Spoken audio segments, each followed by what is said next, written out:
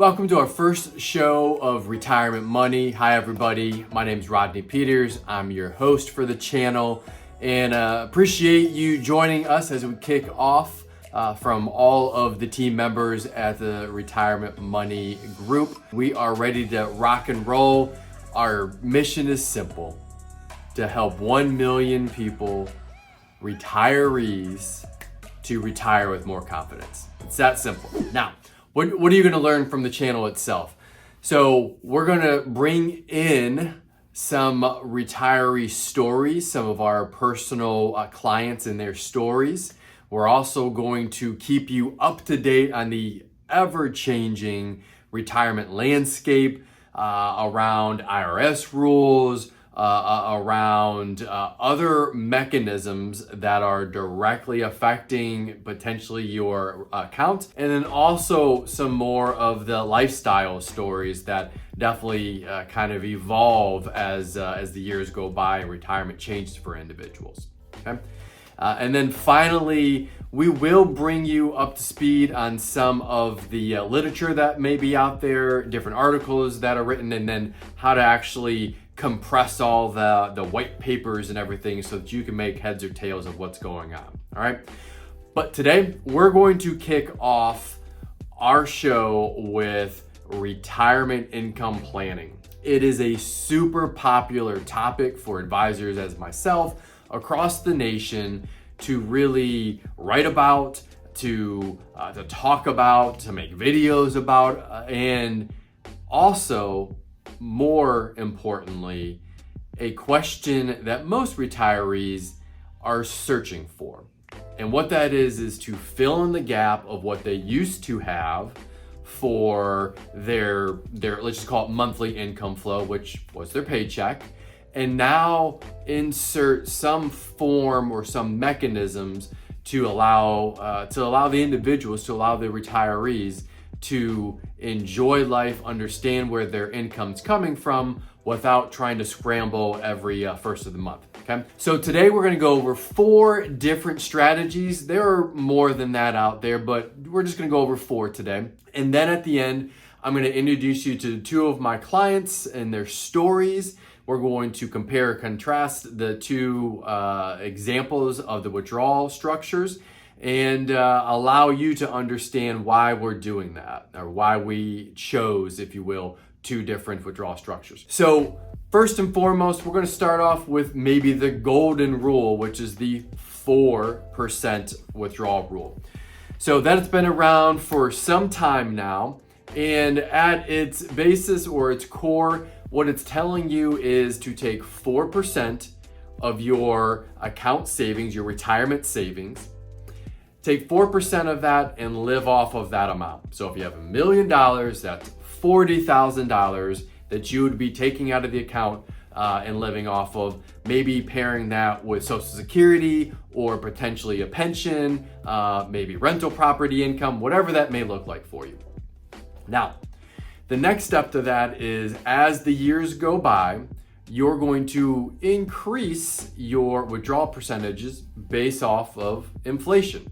And so the essence there is you want to make sure that your purchasing power has the same ability in the beginning of your retirement as it will, 20 years into retirement.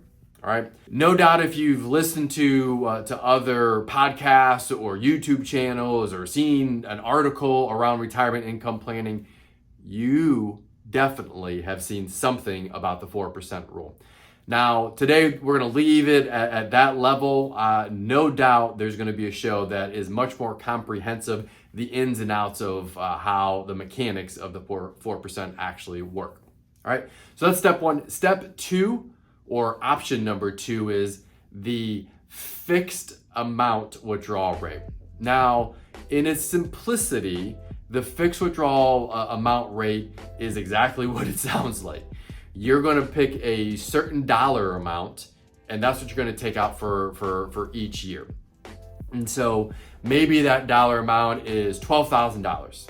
And so it's $1,000 a month, and that pays for your needs, for your expenses, and gives you a little maybe, walking around money. And, not necessarily the most technical process, But as long as you are satisfying the required minimum distributions, which is the RMDs that the IRS here in America make us take out as we hit a certain age in your 70s. And so as long as you are meeting those requirements and the fixed dollar amount meets your other needs, then who's to say that's the wrong fit for you? The third option, a little bit more tactical, is called the bucket approach. Now, the bucket approach is going to have you split up your funds into, let's say, 3 different buckets.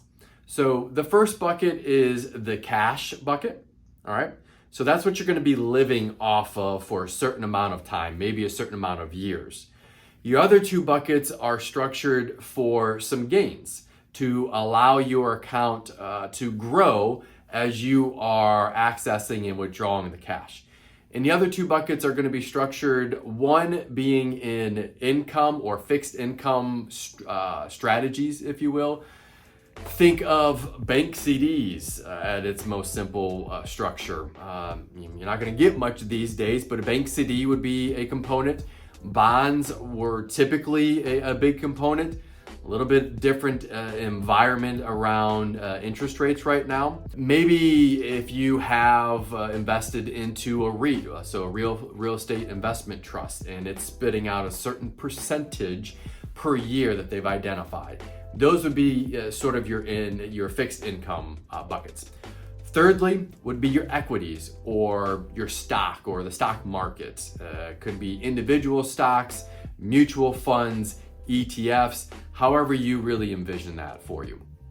So you have the 3 different buckets, and again, the cash reserve bucket is going to pay for your monthly expenses. The other 2 buckets are going to hopefully grow over time, and as you deplete the cash, you're going to transfer funds from the other buckets into cash. All right, so that's the bucket approach.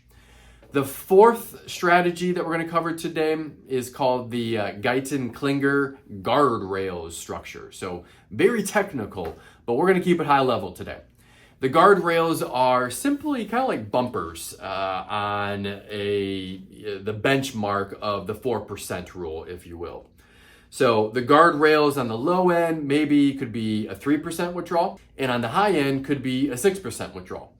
And the essence there is you want to stay within the 3% to the 6% withdrawal, hence the guardrails, but it's going to fluctuate based on what your account's doing. Maybe hopefully you see some growth and you can extend what you're taking out. And if you're seeing, maybe a pullback in the market or how your portfolio is structured, then you potentially need to throttle down your withdrawal rate. So those are the 4 different withdrawal processes or structures that we're covering today. You may be wondering, what's the best one for you? And the truth is, don't know until you actually go through the process, until you really unfold what your goals are, what's your cash flow, are you trying to pay off debt? It is a big mixed bag as opposed to a silver bullet of one strategy fits all. Just think of it just like everything else in life. If there were just one strategy, they wouldn't create these different options for you. And really, if you're trying to kind of pigeonhole yourself into one of them, you may find a different strategy actually works for your mindset, works for your goals, and going through the process of uncovering that may be a little bit eye-opening. So those are the 4 strategies we'll cover today. Now let's dive into 2 different client stories, 2 very different client structures. The first one is a husband and wife. Let's call them Fred and Wilma Flintstone. Fred's 5 years older than Wilma. They have about $2 million in retirement savings, IRAs, Roth IRAs. They have a brokerage account. Let's see. They have Social Security that meets majority of their needs. Okay, let's call it half of their monthly expenses. They live definitely within their means, and potentially why and how they got to where they are is, well, they've been good at debt management. They've paid off their home, so they have no mortgage at this point. Also, they're good savers. You don't get to $2 million or somewhere in that ballpark if you didn't purposefully make a plan to save. All right. So their goal is to pass on their money to their kids and their grandkids. 3 kids, 3 or 6 grandkids at this point. And so they don't want to spend every last dollar. They don't want to maximize their monthly income. They feel comfortable with where they are. They know that they have a little bit of extra cash if they need to access it, but they're looking at strategies to pass on to, for the legacy purposes, for their family. And so behind the scenes, different estate planning structures, but for this chat, we're just covering the withdrawal strategy. And we're using the bucket approach, which is allowing, let's just call it 2/3 of their money to grow at a very good rate, hopefully, because they're not touching it, and just using the cash reserves. And so what that does for them is they don't have to sell off different funds to create cash to then have the IRA send money to their bank account. So that's what made the most sense for them based off of their goals. The second client is a single male, no kids, no wife, and actually enjoys a private pension, which is far and few between, plus Social Security, and has about $500,000 in his IRA. His goal, simply to spend all of it by the time he leaves this earth, right? Spend his last dollar on his last day. He also wants to travel the world, be able to just enjoy life after working probably 50 hours a week for a good period of time, probably decades. And so with his mindset around the way that he looks at his retirement savings, it's not for somebody else, it is for him and only him. And what he wants to do is maximize his income. So we are using a guardrail strategy, allowing him to take additional income each month when the portfolio is doing well, with the understanding that if we have a pullback, we have a conversation of potentially throttling that down so that he does actually have the money for, until his last day. But that met his needs, his goals. The bucket approach met Fred and Wilma's goals and what they were looking to accomplish. So the moral of the story is, don't try to pigeonhole yourself into one strategy or the other. You have to start with looking at the end. What are your goals? How do you then kind of reverse engineer and identify the best fit for you?